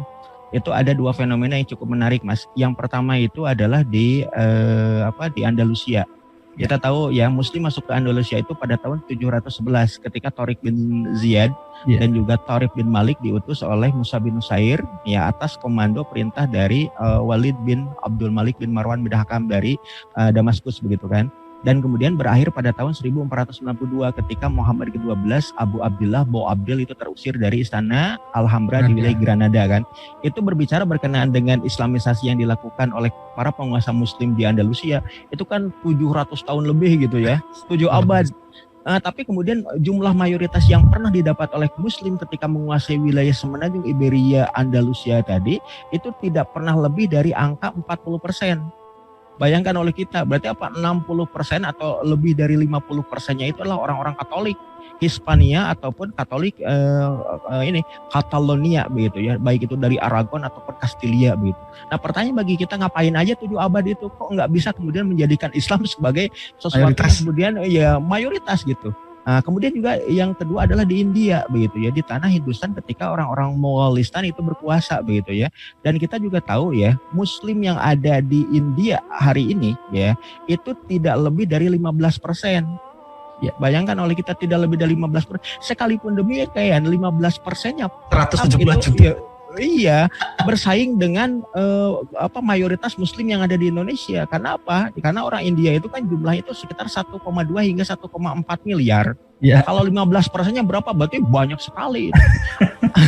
Apalagi kalau kemudian berbicara berkenaan dengan kekuasaan Mogolistan yang membentang dari Persia, Afghanistan, Kashmir, Pakistan, kemudian juga sampai ke wilayah Bangladesh dan wilayah perbatasan wilayah Myanmar. Kalau kemudian belum dipecah belah oleh kerajaan Inggris Raya pada waktu itu, maka sesungguhnya Muslim Indonesia kalah gitu. Karena kekuasaan Mogolistan itu terbentang dari Persia hingga ke wilayah perbatasan Myanmar. Berarti kan jumlah muslimnya sangat besar itu. Tapi karena dipecah, ada yang Pakistan, ada yang Bangladesh, maka kemudian menjadi lebih kecil dibanding dengan muslimin Indonesia. Nah pertanyaannya bagi kita, kenapa kok Islamisasi yang di sana, yang kita tahu ya semenjak berkuasanya Zahiruddin Muhammad Babur tahun 1526 dan berakhirnya ya kekuasaan dari ya Abu Ja'far Sirajuddin Muhammad yang kita kenal sebagai Bahadur Shah yang kedua pada tahun 1857, kurang lebih kan ada 331 tahun, 3 abad lebih kan ya Mogolistan melakukan kekuasaan di sana. Apakah Islamisasinya berjalan dengan maksimal atau tidak? Buktinya kan Muslim India hanya 15% saat ini kan. Ini menunjukkan fakta bahwasanya yang pertama ya, bahwa Islam itu adalah merupakan ya ajaran yang kemudian diharamkan untuk dipaksakan. Ya, kenapa? La ikraha fiddin, tidak ada paksaan dalam agama ini. Jadi artinya apa? Orang convert terhadap Islam, orang memasuki Islam, orang kemudian memeluk Islam itu tidak ada paksaan di dalamnya. Ketika mereka mau tunduk kepada kekuasaan Islam dan mereka mau untuk dilayani oleh kepemimpinan Islam dengan adanya jizyah gitu ya, adanya bukti ketundukan orang non-muslim kepada muslim, kepada Islam, maka itu masih diperkenankan. Namun kalau kemudian mulai terjadi pemberontakan atau pembangkangan, baru kemudian kepemimpinan Islam menindak tegas orang-orang yang kemudian memberontak tadi begitu. Jadi artinya yang pertama itu tidak ada paksaan dalam ajaran Islam. Dan yang kedua ya seperti yang kemudian pernah dinyatakan oleh Amir Timur Leng ya dari dinasti Timuriyah. Kenapa kemudian Amir Timur Leng itu berupaya untuk menghajar ya penguasa ya penguasa Islam ya penguasa Muslim yang ada di India, yang ada di wilayah Uttar Pradesh, India Utara, khususnya yang ada di Delhi. Namanya kalau tidak salah waktu itu Shah Bahlul Khan. Bahlul itu kan bodoh. Bahlul Khan katanya ya. Dan itu penyebutan Bahlul Khan itu oleh Amir Timur Leng gitu. Karena apa? Penguasa muslim yang ada di wilayah Delhi lama, di Old Delhi pada waktu itu dianggap terlalu lemah ya, tidak berani untuk memaksakan Islam kepada orang-orang Hindu. Harusnya orang-orang Hindu itu segera diislamkan. Harusnya orang-orang Hindu itu harus segera kemudian disunat gitu kan. dalam bahasanya dalam bahasa Amir Timur Leng.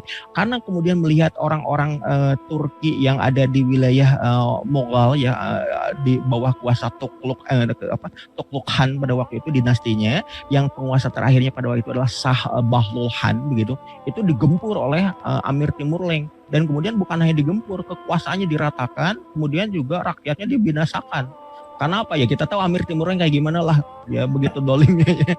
Nah alasannya itu tadi, karena penguasa Muslim yang ada di sana di Delhi, yang ada di wilayah India, mereka terlalu lembek, mereka terlalu ngikutin aja apa yang dipertahankan oleh orang-orang Hindu gitu. Maka pada masa Amir Timur Leng itulah kemudian kekuasaan yang di wilayah India Utara itu itu konversi besar-besaran ke dalam Islam dengan bentuk pemaksaan. Makanya berbicara berkenaan dengan Islamisasi yang ada di India itu pada awalnya memang keras begitu ya.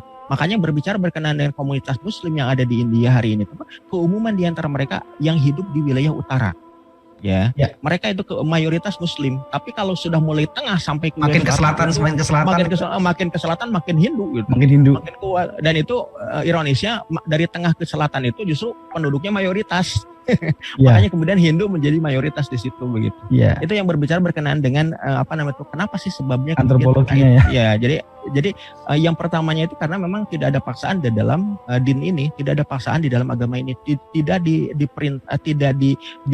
diharuskan seorang muslim itu memaksakan kepada ya orang non muslim untuk convert terhadap Islam, untuk masuk ke dalam Islam, tapi harus dengan melalui dakwah yang mengajak kepada bentuk keikhlasan dan keriduan mereka untuk berkenan memeluk Islam. Kalau kemudian mereka tidak berkenan ya jangan dipaksakan begitu. Namun ketika mereka sudah menjadi Islam maka kita wajib untuk menjaganya. Kalau kemudian mereka murtad maka wajib untuk diingatkan, dinasihati. Kalau tetap menolak baru kemudian dieksekusi kan begitu. Itu ketentuan syariat Islam. Jadi kemudian kalau berbicara dengan itu semua, bahwasanya Kesultanan Mongolistan yang ada di India itu menerapkan konsep ya la ikraha fiddin tadi. Kemudian yang kedua, mereka lebih konsentrasi untuk memperluas wilayah dengan kuasa militer, bukan dengan kuasa diplomasi dakwah Islam. Buktinya kan ketika Jalaluddin Muhammad Akbar itu kemudian menikahi Putri Joda itu kan tidak diislamkan dulu, mau terus aja dinikahi, baru berislam setelah apa? Setelah menjelang wafatnya kan. Iya, dapat gelar Miriam al-Zaman. Iya, Miriam Izamani ya. Ya, sosok Maryam, sosok putri yang kemudian dijanjikan masuk surga ya oleh Allah dan Rasulnya yang diabadikan sebagai Siti Maryam ya, Maryam binti Imran begitu. Tapi dalam posisi itu kemudian diposisikan sebagai Maryam pada zaman itu, yaitu pada zaman di mana kekuasaan Jalaluddin Muhammad Akbar. Itu ketika Jodaibai sudah menjadi seorang wanita mukminah. Begitu Mas. Iya, iya. Ya, jadi memang kalau misalnya Islamisasi itu kan di India itu kan dari utara ke selatan ya, dari Punjab ya. Kalau kita kita baca roadmapnya Muhammad bin Al-Qasim itu kan memang kemudian dari Karachi ke atas ya, Punjab, Kashmir ya, diislamisasi dari atas, kemudian dari atas utara, Pradesh dan sebagainya. Nah mungkin karena di selatan itu wilayah ini ya, wilayah selatan itu wilayah samudra, lalu atas itu ke pegunungan, mungkin karakternya memang agak berbeda ya. Mungkin kalau kita sekarang ke sana, orang-orang Kashmir, orang-orang utara, Kashmir, Pradesh dan sebagainya, Delhi ya, dengan orang-orang yang di selatan itu mungkin juga berbeda juga kan karakternya. Iya. Dan bahkan bukan hanya karakter, etnik juga berbeda Mas. Iya. Kalau yang di utara itu putih-putih, cakep-cakep. Kebanyakan juga orang-orang Aryan begitu. Ya artis-artis Bollywood itu yang orang-orang utara ya. Yang cantik-cantik orang-orang utara. Rasnya adalah Indo-Aryan. Sedangkan yang di bawah itu adalah orang-orang Dravida yang berkulit keling ya, kayak Atal Bihari Vajpayee begitu ya. Yang berkulit keling, berkulit ungu begitu. Ya, jadi bahkan ketika tempo hari saya datang ke India, ketika di wilayah di wilayah Delhi itu kelihatan banget sistem kasta itu masih berlaku.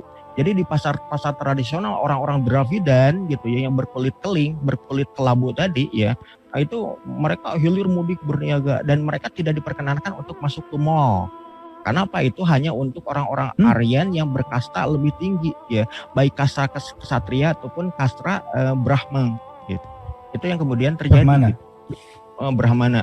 Jadi kalau kasta Sudra ya, kasta Paria begitu, itu wah luar biasa berjubelnya dan juga kotornya, baunya, aduh nggak karu-karuan begitu. Itu sampai di India itu begitu.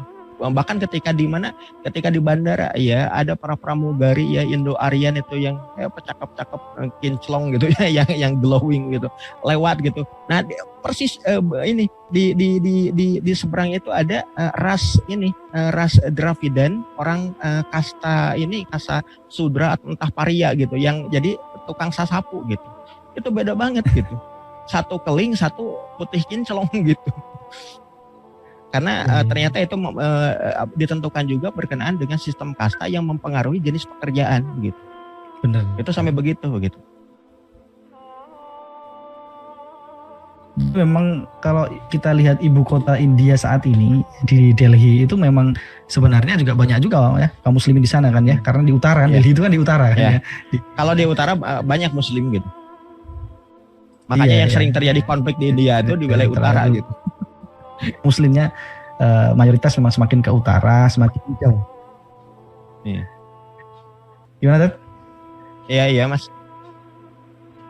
Ya jadi memang muslim ini ada pertanyaan lebih banyak di wilayah utara. Iya Mas. Oke. Jadi gini, ini ada yang bertanya tentang konflik politik ya saat ini. Apakah memang karena terutama di masjid yang masjid yang tua yang kemudian kemarin lagi ramai itu peninggalan dari Mughal yang mau dihancurkan, yang kemudian itu tadi. Nah, itu kan juga bukan hanya Masjid Babri juga kan yang pengen dihancurkan oleh rezim India. Nah, kondisi saat ini bagaimana sih sebenarnya keturunan Mughal atau etnis di luar etnis India itu hidup dalam menjalani dalam posisi politik ya atau dalam posisi sekarang di masyarakat. Ininya pertentangan politiknya seperti apa?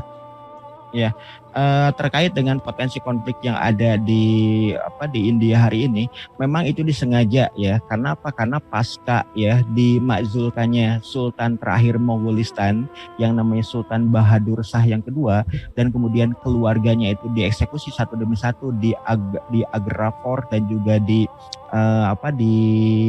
Red Fort ya. Red Fort itu adalah istana megah, benteng yang ada di kota Old Delhi di Delhi lama begitu ya. Yang di Delhi lama itu dulunya dikenal sebagai Shah Jahanama ya, Shah Jahanama ya, kota yang dinisbatkan kepada sosok Sultan Sultan Shah Jahan begitu ya, yang membangun Taj Mahal begitu. Nah, berkenaan dengan keberadaan Muslim yang ada di India ya, itu kemudian sekarang itu dalam keadaan dalam tanda petik double ya, karena benar adanya begitu ya.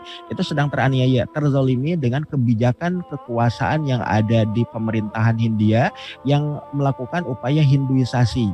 Bahkan mereka bukan hanya melakukan Hinduisasi dengan melarang ya imigran Muslim untuk memasuki wilayah India, bahkan orang-orang Muslim India pun ditekan sedemikian rupa ya, baik dalam berbagai kebijakan politik termasuk juga dalam hal terkait dengan pembangunan rumah ibadah. Bahkan rumah-rumah ibadah yang ada pun itu kemudian dinasionalisasi ya. Di antaranya adalah Masjid Babri yang dulu dibangun oleh sosok Jahiruddin Muhammad Babur.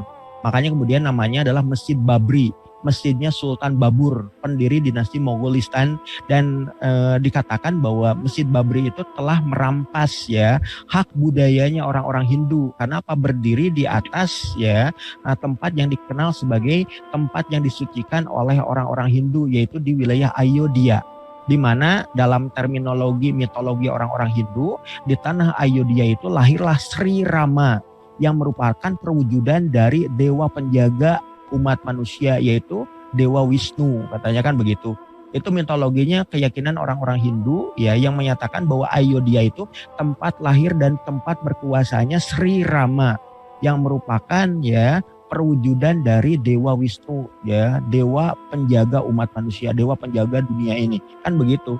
Maka dari situ kemudian didasarkan kepada mitologi orang-orang Hindu di India tadi, maka Masjid Babri itu kemudian dirusak ya, bahkan kemudian akhirnya dinasionalisasi oleh pemerintahan Bharatiya Janata untuk dijadikan museum atau bahkan dijadikan sebagai museum bagi kepentingan ya dari keberadaan Dewa Wisnu.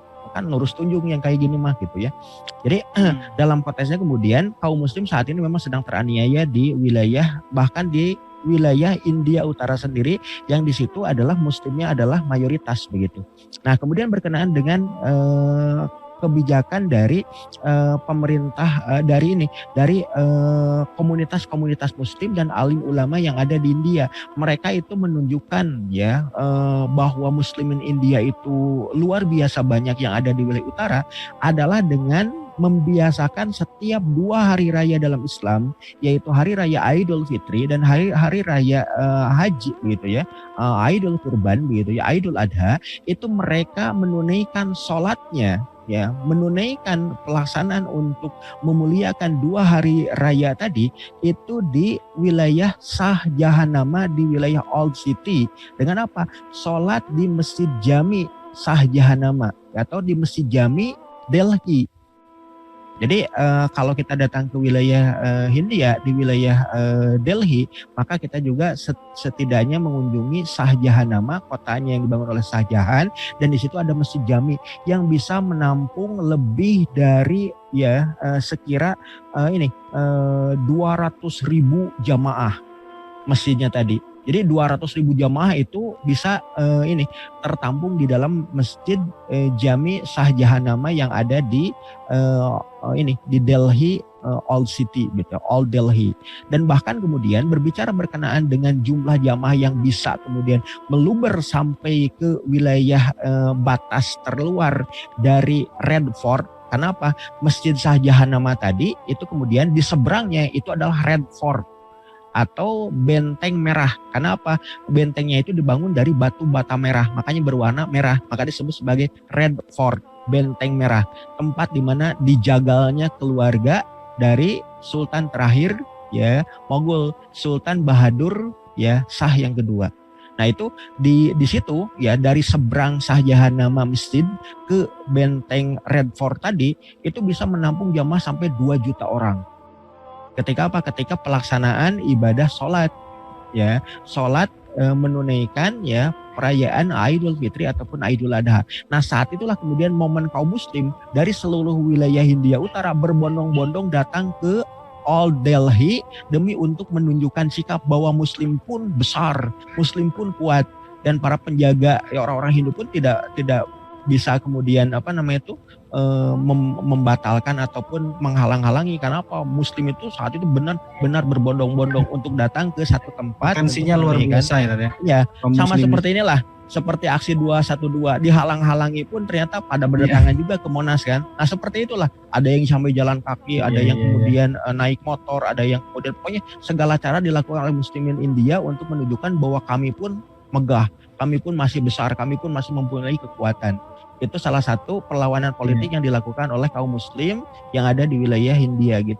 Begitu Mas. Jadi memang ini kalau kita tahu bahwa India itu sebagai pusat penyebaran agama atau kaum muslimin, kita juga sebenarnya sudah tahu bahwa gerakan Jemaah Tabligh kan, dari Tabligh kan juga dari India kemudian Yusuf Dalawi itu seorang muhadis juga dari India, banyak sekali muhadis juga dari India dan sebagainya. Nah sebenarnya saya tertarik juga menarik ke belakang agak ketika di akhir penjajahan Inggris secara fisik di India itu lahirnya pemecahan India itu dengan Pakistan, Bangladesh dan sebagainya. Kalau kita baca di sejarahnya, biografinya Muhammad Ali Jinnah, Muhammad Ali Jinnah, Gandhi Oh Gandhi. Gandhi pada saat itu Gandhi? Kan dengan Jawaharlal Nehru itu kan juga satu partai dulunya kan. Cuma partai ketika Kongres. Habis jalan-jalan ke Inggris, pulang-pulang, lu kok pengen ngediriin negara Islam ini? Nah, ini ada kaitannya, ada yang pertanyaan di kolom itu, saat ini wali kota London itu juga orang Islam. Apakah pola yang sama dilakukan oleh Inggris ini ketika pola dulu memecah belah India supaya nggak bersatu, dikasih negara sendiri-sendiri, dikasih supaya terus konflik terus di India konflik terus. Ataukah seperti apa nih Tat? Berkenaan dengan ini Mas, terkait dengan pemecahan Hindia oleh pemerintahan Inggris menjadi beberapa negara, diantaranya menjadi India, Pakistan, Bangladesh, kemudian juga ada Nepal, ada Bhutan, ada Ceylon itu oleh pemerintahan Inggris demi untuk memecah kekuatan lawan-lawan politik bagi kepentingan Inggris Raya, khususnya adalah kekuatan politik dari kekuatan kaum muslim. Dan kita juga bisa mengetahui Mas semenjak tahun 1914 sampai 1918 itu kan terjadi perang dunia pertama Mas dan Turki pada waktu itu membela kepentingan Jerman dan untuk menghadapi kekuatan Inggris dan Prancis. Dan pada waktu itu ada bentuk seruan terakhir yang disampaikan oleh Sultan Muhammad Rashid atau Sultan Mehmed yang kelima ya pada waktu itu, untuk apa? Untuk menggaungkan kembali Ittihad Islami atau persatuan dunia Islam, atau dalam bahasa kita adalah pan-Islamisme, atau dalam bahasanya Jamaluddin Al-Afghani itu adalah Jamiah Islamiyah begitu. Dan sambutan itu kemudian sampai juga ke negeri Hindia ya. Maka kemudian dibentuklah apa yang kita kenal sebagai Jamiat Islami, atau pada periode berikutnya juga ketika runtuhnya Daulah ya pada tahun 1924, maka jamaah kaum muslim yang ada di wilayah Hindia ya, khususnya yang ada di utara ya, yang sekarang meliputi Pakistan, Kashmir, kemudian Uttar Pradesh hingga wilayah Bangladesh, itu membentuk yang kita kenal sebagai komite khilafah begitu. Jamiat Khilafah gitu ya, yang mananya adalah jamaahnya untuk mendukung pembangunan kembali atau perencanaan untuk mendirikan kembali kehalifan Islam begitu. Jadi pada waktu itu kemudian ya Jamiat Al-Khilafah tadi itu akhirnya ketika Mustafa Kamal ya membubarkan khilafah, kemudian juga ada perwakilan dari Jamiat Islami Al-Khilafah itu datang ke mana, ke Ankara untuk meminta kepada Mustafa Kamal, berkenan nggak jika seandainya Mustafa Kamal kita angkat, kita bayat sebagai khalifah saja gitu, karena engkau sudah menang perang, engkau sudah punya kekuasaan di Turki, ya kembalikanlah ke khalifah Islam. Tapi Mustafa Kamal justru kemudian menertawakan itu semua gitu, karena dia sudah capek-capek menghancurkan daulah, kayak mau ditegakin lagi gitu. Nah akhirnya kemudian Jamiat Al-Khilafah yang kemudian datang dari Hindustan tadi, dari wilayah utara Hindia tadi, balik lagi ke wilayah Hindia dengan penuh kekecewaan kan. Maka kemudian pada saat yang sama muncul ya gerakan ya, atau yang kita kenal sebagai National Movement, gerakan nasionalis ya untuk kemerdekaan bangsa Hindia dari kekuasaan Inggris kan begitu. Dipimpin oleh sosok karismatik dari orang-orang Hindu yang kita kenal sebagai Mohandas Gandhi atau Mahatma Gandhi begitu. Nah maka kemudian dari situ mulai berpecah belah Mas ya, kekuatan Jamiat Islami ataupun Jamiat Al-Khilafah tadi ya, komite khilafah yang ada di India tadi, antara kemudian meneruskan perjuangan ya dengan komite khilafahnya tadi, ataukah kemudian bergabung dengan National Movement yang kemudian dibangun oleh partai kongresnya Gandhi begitu ya. Di situ juga ada Jawaharlal Nehru ya, kemudian juga dari tokoh-tokoh muslim itu ada sosok yang dikenal sebagai Abdul Kalam Azad dan juga sejawat-sejawatnya. Kemudian juga yang ketiga, ataukah kemudian mendirikan kekuasaan baru ya, kekuasaan berdasarkan Islam. Maka dari itu kemudian yang melatar belakangi kelahiran sosok yang dikenal sebagai Muhammad Ali Jinnah yang menjadi pendiri Republik Islam Pakistan kan begitu ya. Nah itu awalnya dari Jamiat Islami, Jamiat Al-Khilafah begitu.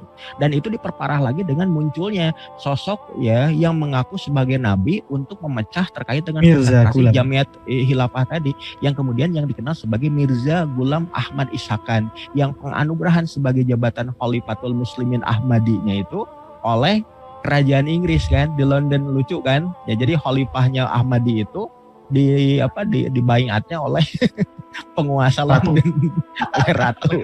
Lucu aja gitu kan ya, bahkan ada jadi menandakan bahwa peran politik kaum muslimin di masa itu lumayan sangat berpengaruh, sehingga India Inggris itu harus menggunakan berbagai macam strateginya untuk menaklukkannya, termasuk tadi itu membuat boneka-boneka religius ya kayak Mirza Ghulam dan sebagainya. Betul Mas, betul sekali. Karena apa? Inggris memandang bahwa kekuatan Islam itu sebagai kekuatan musuh paling utama ya, paling pertama dibanding dengan kekuatan politik yang lain. Apalagi ketika sudah kaum muslim itu berbicara untuk membangun kembali kehalifan Islam, itu ancaman luar biasa bagi Inggris gitu. Makanya kemudian Jamiat Al-Khilafah yang ada di wilayah Hindia pun dipecah belah sedemikian rupa, bahkan kemudian dipalingkan perjuangannya itu dengan kehadiran nabi palsu, yaitu Khalifah Ahmadi yang kita kenal sebagai Mirza Muhammad Ghulam Ahmad Ishaqan begitu. Nah dialah yang kemudian mendirikan agama baru, yaitu agama Ahmadi kan, dengan kitabnya barunya itu adalah Tazkirah kalau tidak salah. Ya, jadi sosok Mirza Ahmad Ghulam Ishaq Khan itu adalah salah satu di antara upaya untuk memalingkan perjuangan di tengah-tengah masyarakat kaum muslim India yang menginginkan kehalifan Islam. Maka kemudian Jamaat Islami Jamiat Al-Khilafah tadi itu berpecah ya dengan kondisi yang ada ya, karena apa, Mustafa Kamal itu telah membubarkan khilafah dan dia pun tidak mau diangkat sebagai khalifah kan begitu. Makanya kemudian itu tadi tiga pecahan tadi, ada yang berupaya untuk mendirikan Republik Islam ya atas dasar kesepakatan yang kita kenal sebagai Republik Islam Pakistan. Kemudian apakah bergabung dengan ya partai Kongres yang mencita-citakan nasionalisme bangsa Hindia yang merdeka ya dari Inggris, yaitu yang dipimpin oleh Mahatma Gandhi, ataukah kemudian bubar dengan sendirinya begitu. Yeah. Jadi itu yang kemudian terjadi, Mas. Jadi artinya ini kalau kita perhatikan lebih lanjut ya, negara yang diidentikan sebagai negara bagian persemakmuran Inggris tentu ada di bawah bayang-bayang kuasa Inggris. Yang artinya apa? Berbagai kebijakan yang ada selalu dengan sesuai skenario dari Inggris Raya. Makanya kemudian sampai kapanpun ketika negeri-negeri muslim masih tunduk pada bentuk negara persemakmuran yang dipimpin oleh Ratu Inggris, ya tidak akan pernah kemudian menjadi ya mercusuar bagi kepentingan kaum muslim. Karena apa? Karena memang semua kebijakannya itu disetir oleh kepentingan Inggris begitu. Benar. Begitu, Mas. Oke, luar biasa. Jadi kita bicara Mughal, peran kaum muslimin di tanah Hindustan sampai sekarang di era kekinian ya, sampai bagaimana gerakan mereka, dakwahnya dan sebagainya. Luar biasa pagi hari ini, sampai nggak kerasa ini udah hampir jam 7 ini. Artinya ini ngaji subuh rekor udah aduh, lewat suruk, lewat udah duha mau duha ini, ngaji subuhnya sampai duha. Oke, Ustaz, terima kasih. Sama-sama, Mas. Ini pada pagi hari ini pengetahuan tentang tanah Hindustan, dan beliau juga sudah beberapa kali mengunjungi tanah Hindustan juga ya, sampai Kashmir ya, diiming-imingin diiming-imingin suasana Kashmir di penginap di atas danau ya. Saya juga Danau Dal. Ini saya sudah ke sana ya, saya belum deh ini ya. Oke, kita sudah sampai ke penghujung acara. Semoga pada pagi hari ini kaum muslimin dan pemirsa ngaji subuh bisa mengambil ibroh ya, bagaimana kuasa Islam sampai Hindustan ya, yang saat ini ya siung-siungnya itu dipreteli di Hindustan itu. Jadi bagaimana peran kaum muslimin diminimalisir oleh kekuatan politik ya, terutama Inggris, kekuatan politik Hindu dan lain sebagainya. Semoga ini bisa membuka mata kita sehingga kita terus merapatkan barisan ya, berdakwah, berjuang demi menegakkan kalimat la ilaha illallah Muhammadar Rasulullah. Amin. Oke, kita tutup dengan bacaan kafaratul majelis bersama-sama. Subhanakallah wa bihamdika asyhadu an la ilaha